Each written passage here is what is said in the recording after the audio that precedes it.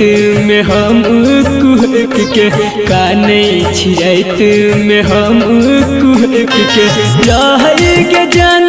तू हंस हंस के रह के जान तू हंस हंस के बिरनी जना दिल में बिन लागे हंसी छीन लागे दिन के बिरनी तू दिलवा में बिन लागे हंसी छीन लागे दिन के बिरनी तू दिलवा में बिन लागे हंसी छीन लागे।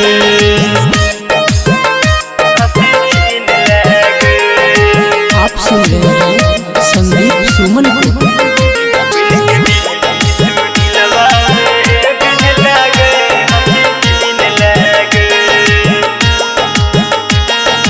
तोरे वियोग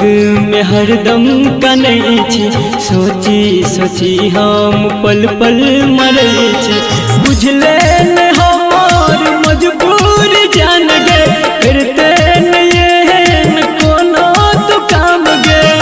प्यार बेच प्यार तू किन लागे हंसी छीन लागे प्यार बेच प्यार तू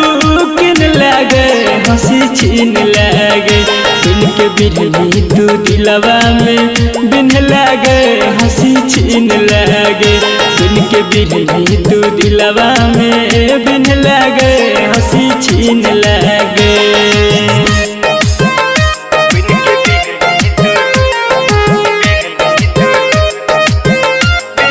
आप सुन रहे हैं संदीप सुमन को। जियते जिंदगिया जहर देल जान गे हर भजन राइटर छुपर सान गे देखै छियौ तोरा बदलैत रंग गे करतौ भरोसा कोना संदीप सुमन गे चिन्हल हमरा नहीं चिन्ह लागे हंसी छीन लागे चिन्हल हमरा नहीं चिन्ह लागे हंसी छीन लागे दिन के बिरनी तू दिलवा में बिन लागे हंसी छीन लागे दिन के बिरनी तू दिलवा में बिन लागे